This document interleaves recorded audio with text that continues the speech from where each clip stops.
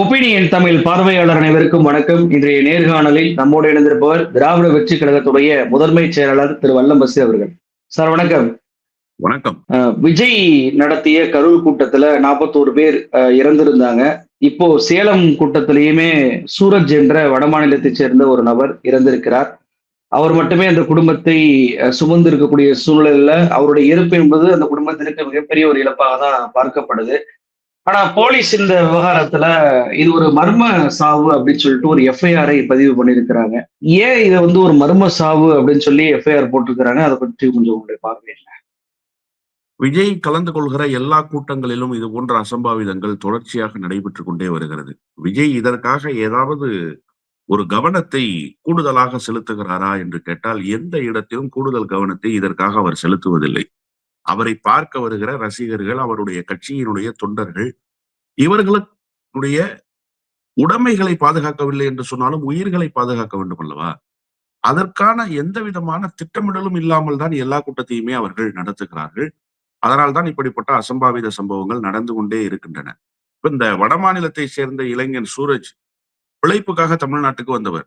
அவர் விஜயினுடைய படங்களை தொடர்ச்சியாக பார்த்து ஒரு பெரிய உச்ச நட்சத்திரம் இங்கே வருகிறார், அவரை பார்க்க வேண்டும் என்கிற ஒரு நோக்கத்துக்காக அந்த நிகழ்விலே பங்கேற்கிறார். கூட்ட நெரிசலில் சிக்கி உயிரிழந்து போகிறார்.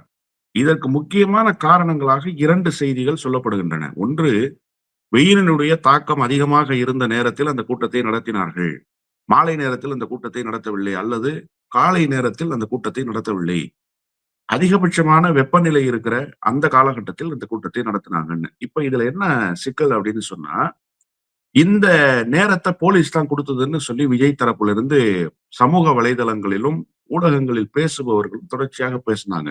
ஆனா உண்மை சரிபார்க்கக்கூடிய தமிழ்நாடு அரசினுடைய அமைப்பு இன்றைக்கு என்ன சொல்லிட்டாங்க அப்படின்னு சொன்னா, அந்த கடிதத்தையே எடுத்து வெளியிடுறாங்க. அந்த கடிதத்துல எந்த நேரத்தை குறிப்பிட்டு அனுமதி கேட்கிறார்களோ அந்த நேரத்தை காவல்துறை ஒதுக்கி இருக்கு. இப்ப இதே ஒருவேளை காவல்துறையாக இந்த நேரத்தை ஒதுக்கி இருந்தால் இது இந்த குற்றச்சாட்டு வைக்கிறது ஏற்புடையதாக இருக்கும். ஆனா காவல்துறை ஒதுக்கிய நேரம் அல்ல இந்த நேரம். அனுமதியை கேட்டு விஜயினுடைய கட்சியை சார்ந்த மாவட்ட நிர்வாகி கொடுத்த கடிதத்தின் அடிப்படையில் அவர்கள் கேட்ட நேரத்தை ஒதுக்கி தந்திருக்கிறார்கள். இப்போ நேரத்தை கேட்டது யாரு? நீங்க. ஆனா பழியை தூக்கி போலீஸ் தரப்புல வைக்கிறீங்க. ஒண்ணு. இன்னொன்று, இந்த மரணத்துக்கு எந்த சலனமும் இல்லாமல் விஜய் நகர்ந்து போகிறார். குறைந்தபட்ச இரங்கல் தெரிவிக்க கூட இல்ல. இது குறித்து ஏதாவது வருத்தத்தை அந்த கட்சியின் சார்பில் தெரிவிச்சாங்களான்னா அதுவுமே இல்ல. வெறுமனே ஒரு 5 லட்சம் ரூபாயை கொடுக்கிறோம் அப்படிங்கிற ஒரு அறிவிப்போடு அப்படியே நின்று விட்டது. இதற்கு அடுத்த கட்டமாக விஜய் கட்சியை சார்ந்த பிரதான நிர்வாகி ஒருவர் என்ன சொல்றாருன்னா, மாரடைப்பின் காரணமாக இறந்து போறாரு. இதற்கும் இந்த கூட்டத்தில் கலந்து கொண்டதற்கு எந்த சம்பந்தமும் இல்லைன்னு. ஆனா அந்த குடும்பத்தை சார்ந்தவர்கள் சொல்றாங்க, அவர் உடல் ஆரோக்கியத்தோடு இருந்தார், அவருக்கு எந்த விதமான உடல் உபாதைகளும் இல்ல, மாரடைப்பு ஹார்ட் அட்டாக் வர்றதுக்கு கூடான சூழல்களும் அவர் இடத்துல இல்ல, அவர் ஒரு இளைஞர், அதெல்லாம் இல்லைன்றாங்க. இப்ப இதை யார் முடிவு செய்யணும்னா, காவல்துறை தரப்பில் குற்றப்பத்திரிகை பதிவு செய்யப்பட்டு first investigation report FIR file பண்ண பிறகு என்ன நடக்கும் அப்படின்னு கேட்டா, அதன் பிறகு போஸ்ட்மார்ட்டம். அந்த போஸ்ட்மார்ட்டத்துல தெரிய போது எந்த மாதிரியான நெருக்கடியினால அவருக்கு அந்த மாரடைப்பு வந்ததுன்னு சொல்லி. இப்ப இதெல்லாம் தெரிவதற்கு முன்பாகவே அவர் மாரடைப்பால் தான் இறந்து போனார் அப்படின்னா, ஏன் கூட்ட நெரிசலில் கூட மாரடைப்பு ஏற்பட்டிருக்கலாம் அல்லவா? இது ஏன் நீங்க கூட்ட நெரிசல்னு கருதாம வெறும் மாரடைப்புன்னு கருதுறீங்க அப்படிங்கிற ஒரு கேள்வி இருக்குல்ல. எனவே காவல்துறை தரப்புல இது சந்தேகத்துக்குரிய மரணம், என்ன நிகழ்ந்ததுன்னு தெரியல, என்ன நடந்திருக்குன்றத ஆய்வு பண்ண வேண்டியிருக்கு. காவல்துறை அப்படித்தான் அதை ஃபைல் பண்ணுவாங்க. ஏன்னா ஃபர்ஸ்ட் இன்வெஸ்டிகேஷன் ரிப்போர்ட்ல இதுதான் காரணம்னு காவல்துறை சொல்லிட முடியாது. காவல்துறைக்கு ஒரு இன்வெஸ்டிகேஷன் ஸ்பேஸ் தேவைப்படுது. அந்த விசாரணையை அவர்கள் துவங்கியதற்கு பிறகுதான் போஸ்ட்மார்ட்டம் ரிப்போர்ட்லாம் உடல் கூறாய்வுலாம் நடந்து முடிந்ததற்கு பிறகு மருத்துவர்கள் சொல்லுவாங்க என்ன மாதிரியான மரணமாக இந்த மரணம் அமைந்திருக்கிறதுன்னு சொல்லி. எனவே சந்தேகத்திற்குரிய சாவுன்னு ஒரு வழக்கமான நடைமுறையைத்தான் காவல்துறை பின்பற்றி இருக்கிறதே தவிர, இதுல புதிதாக காவல்துறைக்கு வேற ஏதாவது உள்நோக்கம் கொண்டோ, அல்லது காவல்துறை இந்த காரணத்தை வைத்து விஜயை கைது செய்திடலாம், இல்ல விஜய் மீது புகார் வச்சிடலாம், விஜய் மீது குற்றச்சாட்டுகளை அடிக்கிடலாம் அப்படிங்கிற நோக்கத்துக்காக இதை செய்யல. ஒரு வழக்கமான நடவடிக்கையாகத்தான் இந்த நடவடிக்கையை காவல்துறை மேற்கொண்டிருக்கிறது. தொடர்ச்சியாக எந்த ஒரு விஷயத்திற்குமே விஜய் பொறுப்பேற்காமல் போவதை பார்க்க முடியுது. நீங்க சொன்ன மாதிரி இப்ப வடமாநில இளைஞர் எப்படி வந்தார், அது எப்படி வடமாநில இளைஞர் வர முடியும் அப்படின்லாம் ஒரு அவதூறை பரப்புனாங்க. ஆனா அந்த வடமாநில இளைஞர் புசி ஆனந்துக்கு மிக நெருக்கமாக எடுக்கப்பட்ட செல்ஃபி என்பதும் வைரலா பரவி இன்னைக்கு அந்த ஒரு வதந்திக்கு முற்றுப்புள்ளி வைத்தது. தொடர்ச்சியான வதந்திகள். தங்களுடைய தலைவன் விஜயை காப்பாற்ற வேண்டும் என்று கரூர்லயும் இதே மாரி தான் பண்ணாங்க. மாநாட்டுக்கு வர இருந்த ஒரு 6 பேர் கிட்ட இறந்து போனாங்க. அவங்களுக்கும் இதே தான் பண்ணாங்க. இப்போ சேலத்திலும் இதே தான் பண்றாங்க. ஏன் இப்படியான நடவடிக்கை தாவேகா தொடர்ச்சியா பண்ணுது? ஒரு குறைந்தபட்ச பொறுப்பேற்பு அப்படின்றது விஜயும் ஏற்க மாட்றார்.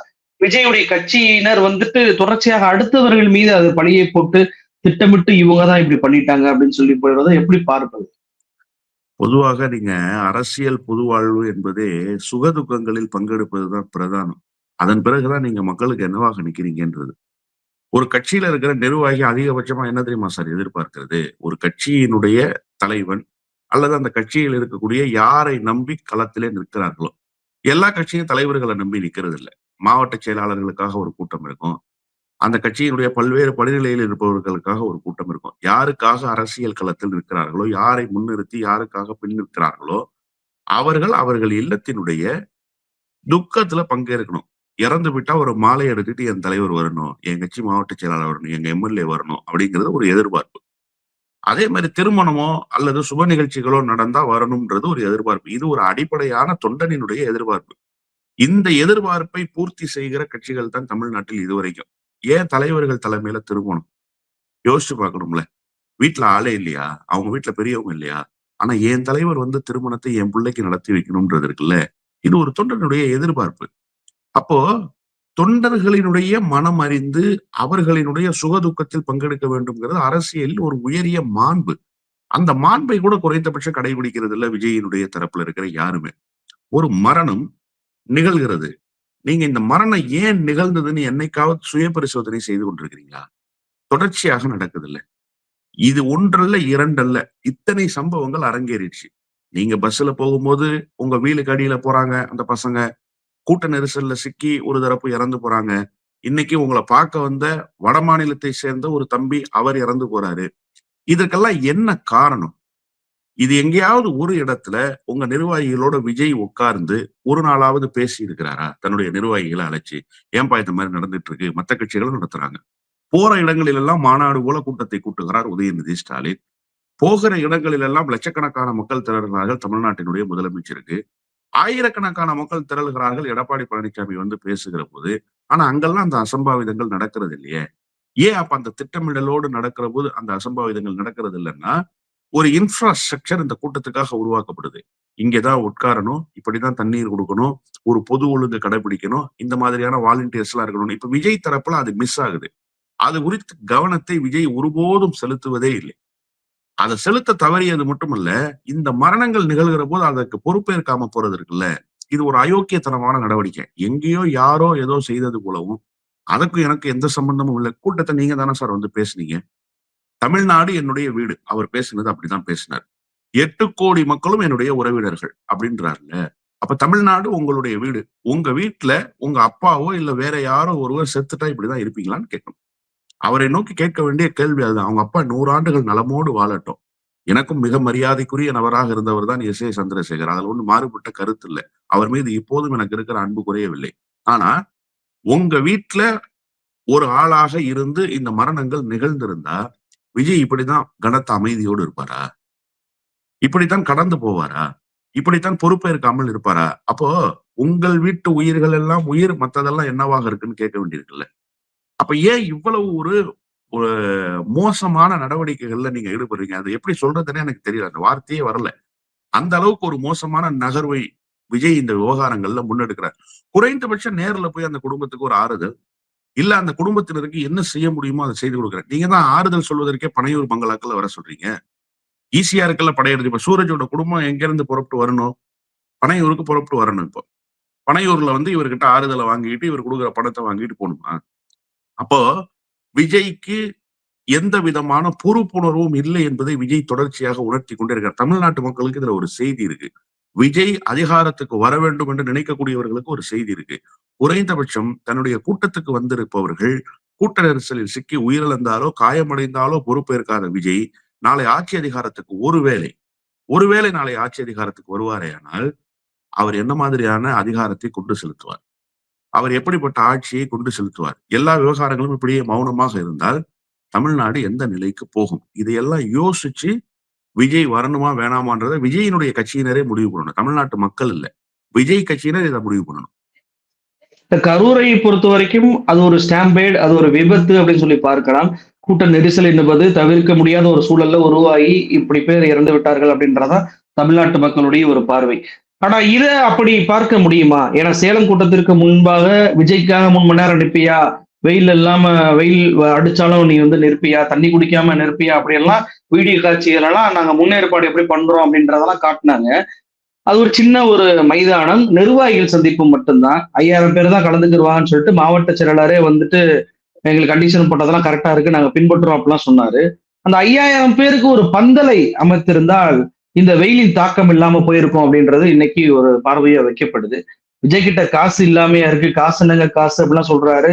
தன்னுடைய நிர்வாகிகள் வருவதற்கு பொதுமக்கள விட்டுருங்க. அந்த நிர்வாகிகள் வருவதற்கு ஒரு குடி தண்ணீர் ஏற்பாடு, ஒரு பந்தலை கூட அவரு போடல அப்படின்ற ஒரு குற்றச்சாட்டு வைக்கிறாங்க. எப்படி பார்க்குறீங்க? சார், முதல்ல இப்படி ஒரு கூட்டம் நடைபெறும் என்று ஏற்கனவே அவர்கள் திட்டமிடுகிறார்கள் இல்லையா?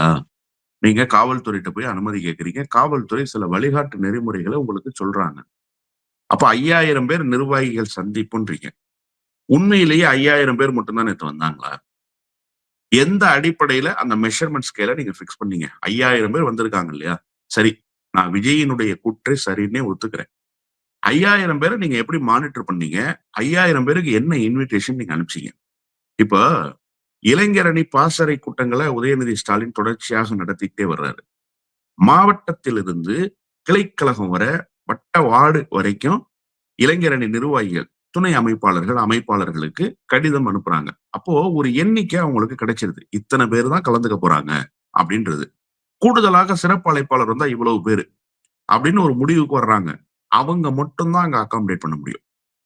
ஏனையவர்களை அகாமடேட் பண்றது இல்ல. சார், இப்போ முன்னாடி மாதிரிலாம் இல்ல சார்.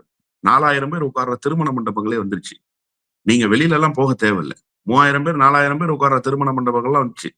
இல்லன்னு சொன்னா சேலத்துல எவ்வளவோ இடங்கள் இருக்கு. இடமா பஞ்சம் சேலத்துல? 8 வழிச்சாலை போடுறதுக்கே இடம் தயாரா இருக்கு சேலத்துலங்கிறப்ப, இந்த மாதிரியான கூட்டங்கள் நடத்துவதற்கு சேலத்துல இடம் இல்லாம போகுமா? அப்ப நீங்க ஒரு இடத்த தேர்வு பண்ணி 5000 பேருக்கு அழைப்புதல் அனுப்பி, இந்த 5000 பேர் தான் வரப்போறாங்கன்னு உறுதி செஞ்சு, டெக்னாலஜி டெவலப் ஆயிடுச்சு. கியூஆர் கோடு குடுத்து ஸ்கேன் பண்ணி அந்த 5000 பேர் மட்டும் தான் உள்ள அனுமதி. ஏனையோர் அனுமதி இல்ல அப்படின்னு நீங்க ஸ்ட்ரிக்ட்டா சொன்னா, ஏன் இது நடக்க போகுது? ஒரு நல்ல சேர் போட்டு, ஆறாமர உட்கார வைத்து, அவர்களுக்கு கொடுக்க வேண்டிய தண்ணீர் பாட்டில்கள் அல்லது உணவு பொட்டலங்கள் இது எல்லாத்தையும் குடுத்து, ஒரு கூட்டத்த நடத்துறதுல என்ன சிரமம் இருக்குன்னு கேட்கிறேன். ஏன் விஜய பார்ப்பவர்கள் நின்றுகிட்டே தான் இருக்கணுமா? உட்காரவே கூடாதா? விஜய் என்ன அவ்வளவு பெரிய பரமபிதாவா? வானத்திலிருந்து குதித்து வந்துட்டாரா? விஜய பார்க்கிறவங்க நின்னுகிட்டே தான் சாமி கும்பிடுற மாரி கும்பிடணுமா? விஜய் கீழ யாரையுமே உட்கார வைக்க மாட்டாரா நாற்காலியில? அது என்ன மாதிரியான ஒரு மனநிலை? அப்ப ஏன் இந்த ஸ்ட்ரக்சர்க்குள்ளேயே நீங்க இருக்கீங்க? என்ன காரணம்? அப்போ உங்களுக்கு இந்த மக்கள் குறித்த எந்த கவலையும் இல்ல. வழிகாட்டு நெறிமுறையை காவல்துறை ஏன் சொல்றாங்க? நீங்க நெறைய கூட்டம் வருதுன்னு சொல்றீங்க. நிர்வாகிகள் சந்திப்பு தான் நாங்க நடத்தப் போறோம் அப்படின்னு சொல்றீங்க. அதனால 5000 பேர் தான்னு காவல்துறை கொடுத்த அனுமதிய நாங்க மீற மாட்டோம்னு சொல்றீங்க. முதல்ல 5000 பேர் தான் நிர்வாகின்னு நீங்க உறுதி செய்துட்டீங்களான்னு கேட்கிறேன். தாவேகா தரப்புல தலைமை கழகத்துல அல்லது மாவட்ட கழகத்துல இருந்து 5000 பேருக்கு தான் அழைப்புன்னு சொல்லி எங்காவது ஒரு இடத்துல அனுப்பிச்சிருக்கீங்களா? எங்காவது ஒரு செய்தி அப்படி இருக்கா? யாராவது ஒரு நிர்வாகிய காட்ட சொல்லுங்க. இந்த 5000 பேருக்கு தான் இல்ல சார் அழைப்புதல். நிர்வாகி என்பதை விட பொதுமக்கள் நெறைய பேர் வந்திருந்தாங்க. சில பேர்லாம் 2 வயசு குழந்தை, 1 வயசு குழந்தையெல்லாம் தூக்கிட்டு விஜயை பார்ப்பதற்காக வந்தோன்றாங்க. குழந்தைகளை கொண்டு வரக்கூடாது அப்படின்ற ஒரு ரூல்ஸை பொதுமக்கள் ஒரு பக்கம் பின்பற்றவில்லை என்றாலும், தடுத்து நிறுத்த வேண்டிய பொறுப்பு தாவேகா குரூப்ல இருக்குல்ல. ஆனா அவங்களும் அத தடுக்கவே இல்ல. உள்ள அனுமதிக்கிறாங்க. நீங்க சொல்வதைப் போல சேர குடுக்கலாம். அந்த சேர உடைக்கிறாங்க அப்படின்றத விட, அந்த செலவை விட ஒரு உயிருடைய முக்கியத்துவம் பெரிதான பார்க்கணும்ல. விஜய் தன்னுடைய ரசிகர்களுக்கு சேர உடைக்கிறாங்கன்றதுக்காக சேர கூட போட மாட்டாரா? அப்படின்ற ஒரு கேள்வி வருதுல்ல. அதாவது இது என்ன அப்படின்னு கேட்டீங்கன்னா, சேர் குடுத்தா சேர உடைச்சிடுறான். அதனால சேர் தரமாட்டேன் அப்படின்னு சொன்னா, நாளைக்கு ஓட்டு போடுறதுக்கு வாக்குச்சாவடி மையங்களுக்கு வந்தா, அங்க போய் எதையாவது போய் பட்டன்கள் நல்லா இருக்குன்னு அமுக்கி அமுக்கி பார்த்துட்டு வந்துட்டான்னா, அப்ப என்ன செய்வீங்க? அதனால நீங்க ஓட்டு போடவே அனுமதிக்க மாட்டேன் அப்படின்னு சொல்லிருவீங்களா? இல்ல எங்க பசங்க போய் விளையாடி பார்க்குறாங்க அதுல. நல்லா இருக்கு. இல்லாட்டா லைட் எரியுதே. நல்லா இந்த பட்டன் இருக்கு. இது பார்க்கறதுக்கு நல்லா இருக்கு இந்த மிஷின். இது இப்படியா சார்? அப்படின்னு இந்த பெட்ரோமாஸ் லைட் இப்படியான எரியும்னு செந்தில் கேட்பார்ல. அந்த மாரி இந்த பசங்க கேட்டாங்க அப்படிங்கிறதுக்காக நீங்க எலக்ஷனே வேணாம் என்ன அறிவிச்சிருங்கன்னு சொல்லுவீங்களா? என்ன மாதிரியான ஒரு அணுகுமுறை இந்த அணுகுமுறை? அப்ப ஏன் இத வந்து பயிற்றுவிக்கிறது இல்ல? எங்கேயாவது ஒரு இடத்துல விஜய் வேண்டுகோள் விடுத்து ஒரு காணொளியோ, அல்லது ஒரு கூட்டத்திலயோ பேசியிருக்காரா? நீங்க பார்த்தீங்களா? இத்தனை கூட்டங்கள் பேசிட்டாருன்னு சொல்றாங்கல்ல. எல்லா கூட்டத்தையும் எடுங்க. பொது ஒழுங்கை கடைபிடிங்க. நாற்காலிகள உடைச்சிறாதீங்க. இப்படி எல்லாம் பண்றது அரசியலுக்கு, பொது வாழ்வுக்கு உகந்தது அல்ல. நீங்க உங்கள தலைவர்களாக தகவமைத்துக் கொள்ளுங்க. அப்படின்னு எங்காவது ஒரு இடத்துல தன்னுடைய தொண்டர்களுக்கு, தன்னுடைய ரசிகர்களுக்கு ஒரு வகுப்பாவது எடுத்திருக்கிறாரா? வகுப்பெல்லாம் எடுக்க வேணாம். அவர் ஒண்ணும் பேராசிரியர் இல்ல. அவரே ஒரு தற்குறி தான். அவர் ஒண்ணும் வகுப்பு எடுக்க முடியாது. குறைஞ்சபட்சம் ஒரு வேண்டுகோளாவது நீங்க வச்சிருக்கீங்களா? இல்ல கூட்டத்துக்கு வர்றவங்களுக்கு எங்காவது ஒரு வேண்டுகோள் வச்சிருக்கீங்க. நீங்க மாநாடுகள்ல, மிகப்பெரிய பொதுக்கூட்டங்கள்ல தலைவர்கள் பேசும்போது சொல்லுவாங்க. நீங்க திரும்பி வீட்டுக்கு போற வரைக்கும் எனக்கு தூக்கம் வராது. பத்திரமாக வீடு திரும்புங்க. வாகனத்த அதிகமான வேகத்துல செலுத்தாதீங்க. மிதமான வேகத்துல போங்க. பொறுமையா போங்க. உறக்கம் வந்தா சாலையோரங்கள்ல உறங்கிட்டு பகல் விடிந்ததற்கு பிறகு புறப்பட்டு போங்க. அப்படிலாம் ஒரு அறிவுரைய சொல்லி அனுப்புவாங்க. இதெல்லாம் என்னன்னா, ஒரு பொது புத்தியில் இருக்கக்கூடிய சாதாரண ஒரு மனிதநேய பண்பு. ஒரு மனிதாபிமான நடவடிக்கை. என்னன்னா, தன்னுடைய தோழர்கள் பத்திரமாக வீடு போய் சேரணும்ன்ற கவலை. அதே மாதிரி கூட்டம் ரொம்ப அதிகமானா, நிர்வாகிகள் அறிவிப்பு குடுப்பாங்க. அங்க இருக்கிறவங்க கொஞ்சம் எழுந்துட்டு நாற்காலிய குடுங்க, இங்க உட்கார வைங்க, பெரியவங்கள உட்கார சொல்லுங்க. இந்த மாதிரியான அறிவிப்புகள்லாம் வரும். எங்காவது விஜய் நிகழ்ச்சியில அப்படி ஒரு அறிவிப்புகள் வருதா? யாருக்காவது நீங்க ஏதாவது ஒரு குறை நிறைனா, அத உடனே அட்ரஸ் பண்ணி தீர்த்து வைக்கிற இடத்துல இருக்கீங்களான்னா, எந்த இடத்திலும் அப்படி ஒரு நடவடிக்கையே இல்ல. அப்போ பொது ஒழுங்கையும் கடைப்பிடிக்க மாட்டீங்க. அடிச்சு உடைச்சதுக்காக அவங்கள கூப்பிட்டு உட்காரவும் வைக்க மாட்டீங்க. அப்படின்னா, எந்த மாதிரியான ஒரு சமூகத்தை நீங்கள் பயிற்றுவிக்கிறீர்கள்? இது ஒரு பெரிய சமூக சீர்கேடு இல்லையா? இது ஒரு பெரிய ஒழுக்கக்கேடு இல்லையா? அந்த கூட்டத்தையே நீங்கள் உருவாக்கி, நீங்களும் ஒழுக்கக்கேடாகவே நடந்துகிட்டே இருந்தா, அப்ப விஜய் கூட்டம்னு ஒண்ணு நடந்தா, ஒரு நரபலி நடக்கிறது மாதிரி ஒரு சம்பவம் நடந்துகிட்டே இருக்கும். 2 பேர் செத்தா தான் விஜய் கூட்டம் நிறைவு பெறும் அப்படின்னா, அப்ப உயிர்களை காவு கொடுப்பதற்காகவே விஜய் கூட்டங்களை நடத்துறாரா? உயிர் பலி கேட்பதற்காகவே கூட்டங்களை நடத்துறாரான்ற ஒரு கேள்வி இருக்குல்ல. இது முழுக்க முழுக்க விஜயினுடைய குறைபாடு தானே தவிர, வேற எதுவுமே நான் சொல்ல மாட்டேன். வேற யாரையும் இதுக்கு பொறுப்பேற்க சொல்லணும்னு சொல்றதெல்லாம் ரொம்ப தப்பு. ஏன்னா விஜய்யே சரியில்லன்றப்ப மத்தவங்க என்ன பொறுப்பேற்பாங்க? குறைஞ்சபட்சம் ஒரு பொது புத்தி இருக்கணும். அந்த பொது புத்தி இல்லன்னா, பக்கத்துல இருப்பவர்கள் சொல்றத கேட்கிற புத்தி. அதுல என்ன ரொம்ப பெரிய ஆச்சரியம்னா, பல கூட்டங்களை கண்ட அண்ணன் செங்கோட்டையனே இந்த மாதிரியான மாடல்ல தான் கூட்டம் நடத்துறாரு. ஈரோட்ல விஜய கூப்ட்டு. அவரே இப்படித்தான் ஒரு கூட்டத்த அரங்கேற்றுறாரு. அப்ப என்ன மாதிரியான ஒரு மாடல நீங்க நிறுவ முயற்சிக்கிறீங்க? தலைவர்களை பார்க்க ரசிகர்கள் வந்து இந்த ஆதர்ச நாயகனை பார்க்க வரிசை கட்டி நிக்கிறாங்கல்ல. அதே மாதிரியே நிக்கணும். கூட்டம் அடிச்சுக்கிட்டு விஜய், விஜய் தலைவா, தலைவான்னு கத்தணும். இந்த சினிமா படத்துல வர்ற காட்சிகள் மாதிரியே இடம்பெறணும்னா, அரசியலில் அது நிலை பெறாது. இங்கே மக்களை தலைவர்களாக்கிய தலைவர்கள் மட்டும் தான் வெற்றி பெற்றிருக்கிறார்கள். இப்ப கரூரை பொறுத்தவரைக்கும் அந்த ஸ்டாம்பேட் என்பது மிகப்பெரிய அளவுக்கு பேசப்பட்டது. மீடியாக்களுடைய அழுத்தம், பொதுமக்களுடைய அழுத்தம் அப்படின்னு சொல்லி விஜய் வீட்டிலேயே ஒளிந்து கொள்ளக்கூடிய அளவுக்கு நெருக்கடியால அந்த மக்களுக்கு அதிகமான நிவாரண உதவிகளை பண்ணாரு. குறிப்பாக வந்து உங்களுடைய கல்வி செலவை எல்லாம் நாங்களே ஏற்றுக்கொள்கிறோம் அப்படின்னாரு. இப்ப சூரஜ் மரணம் என்பது அப்படியான நெருக்கடி ஏன் உருவாகவில்லை அப்படின்ற பார்வை உருவாகுது. ஏன்னா மீடியாக்கள் சூரஜ் ஒரு பக்கம் அவர் இறந்து போகிறார். அவர் வடமாநிலத்திலிருந்து வந்தவர். இங்கதான் பிழைக்க வந்திருக்கிறார். அவருக்கு அவர்தான் அந்த குடும்பத்திற்கு சம்பாதிக்கக்கூடிய ஒரு நபராக இருக்கும்போது அவரை இழந்திருக்கிறது அந்த குடும்பம். குறைந்தபட்சம் அந்த உடலை கூட தாவேக்காடு வாயில் போய் பார்க்கல. மருத்துவமனையில அந்த மக்கள் அனைவருமே, உறவினர்கள் அனைவருமே அவரை வாங்க மறுக்கிறாங்க. அவ்வளவு போராட்டங்கள் நடக்குது. மீடியாக்கள் அதை புறக்கணித்து விட்டு திரிஷாவுக்கு நீதி, திரிஷாவை எப்படி அப்படி சொல்லலாம் என்று அரசியல் கட்சி தலைவர்கள் அத்தனை பேர்கிட்டயுமே போய் பேட்டி எடுக்கிறாங்க. நீங்க திரிஷாவை பத்தி இப்படி சொல்லிட்டாரு, எப்படி பாக்குறீங்க அப்படின்ற கேள்விகள். எதற்கு முக்கியத்துவம் கொடுக்க வேண்டும்? அதை கொடுக்காமல் வேறு பக்கம் மீடியாக்கள் சென்று விட்டுறது. அதனால்தான் சூரஜ் விஷயத்தில் வெறும் 5 லட்சம் மட்டும் கொடுத்து விட்டு விஜய் நழுவி விட்டார் அப்படின்ற பார்வை வைக்கப்படுது. நீங்க எப்படி பார்க்குறீங்க? அதாவது விஜயை இப்போது தற்செயம் சமயம் நயினார் நாகேந்திரன் காப்பாற்றி விட்டார்ன்னு தான் நான் பார்க்கிறேன். ஆனா இது உண்மையிலேயே சரிதானா? இப்படிதான் ஒரு நடவடிக்கைகள் அமையணுமா? ஒரு உயிர் போயிடுச்சு. அது குறித்த கேள்விகளோ, அது குறித்த செய்திகளோ, அது குறித்த பேசு பொருளோ இங்க நிலை பெறல அப்படின்னு சொன்னா, அப்போ எந்த மாதிரியான ஒரு வெளிச்சம் ஊடகங்கள்ல யாருக்கு கிடைக்குது அப்படிங்கிறது ஒரு பக்கம். 1. இன்னொரு முக்கியமான செய்தி இதுல என்னவா நான் புரிஞ்சுக்கிறேன் அப்படின்னு சொன்னா, விஜய் ஏன் இந்த குடும்பத்துக்கு எந்த விதமான அக்கறையும் செலுத்தல? 2 பிரச்சனை இருக்கு இதுல. 1 இது பேசு பொருள் ஆகல. பேசுபொருள் ஆயிருந்தா விஜய் செவிமடுத்திருப்பார். 2வது, சூரஜுக்கு ஓட்டு இல்ல. சூரஜுக்கு ஓட்டு இருந்திருந்தா, சூரஜை சார்ந்து இருக்கிற சமூகத்துக்காக, சூரஜ் சார்ந்து இருக்கிற உறவினர்களுக்காக, அந்த வாக்குகளை அறுவடை செய்யறதுக்காக ஒரு டிராமாவ நடத்தியிருப்பாங்க. சூரஜ் எங்கோ வட மாநிலத்திலிருந்து வந்தவர் தானே. அவருக்கு என்ன இங்க ரேஷன் அட்டையா இருக்கு? அவர் என்ன இங்க ஓட்டா போட போறாரு? அதுக்கு 5,00,000 போதும்னு அவர் நினைச்சிருந்திருக்கலாம். அவர் ஒரு கமர்ஷியல் வியாபாரி சார். நீங்க அவர்கிட்ட அரசியல் ரீதியான நடவடிக்கைகளை எதிர்பார்க்கிறதே தவறு இல்லையான்னு நான் கேட்கிறேன். எனவே விஜயை பொறுத்தவரை அவருக்கு எல்லாமும் ஒரு கணக்கு தான். அந்த கணக்கின் அடிப்படையில் தான் நகருகிறார். இன்றைக்கு நடந்திருப்பதும் ஒரு கணக்கு தான். ஆனா, நீங்க கேட்டீங்க இல்லையா? ஒரு ஊடக வெளிச்சம் இந்த விவகாரத்தை விட்டுவிட்டு வேறு ஒரு விவகாரத்துக்கு. அது மிகப்பெரிய தவறுன்றேன் நான். ஜனநாயகத்தின் 4வது தூண் என்று சொல்லப்படுகிற ஊடகம் இத்தகைய செய்திகளுக்கு முக்கியத்துவம் தருகிறது. அது குறித்த செய்திகளை பேசுபொருளாக்குகிறது. ஒரு உயிர் பலியாகி இருக்கிறது. இப்போது வரை விஜய் பொறுப்பேற்கவில்லை. இது செய்தியாகல, இது பேசுபொருள் ஆகலன்னா, அப்ப ஊடகங்கள் எந்த வெளிச்சத்தை நோக்கி ஓடுகிறது என்கிற கேள்வியைத்தான் இந்த நேரத்தில் எழுப்ப வேண்டியிருக்கிறது.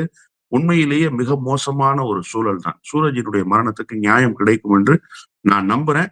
சந்தேக மரணம் என்று காவல்துறை சொல்லியிருக்கு. காவல்துறை முழுமையான விசாரணை நடத்தும். ஊடக வெளிச்சம் கிடைக்கவில்லை என்று சொன்னாலும், சூரஜ் மரணத்துக்கு ஒரு நியாயம் கிடைக்கும். தமிழ்நாடு அரசு அதை பெற்றுத் தரும்னு நான் நம்புறேன். நிகழ்ச்சியில் கலந்து கொண்டு நிறைய தகவலை நம்ம பகிர்ந்துட்டீங்க. ரொம்ப நன்றி. நன்றி.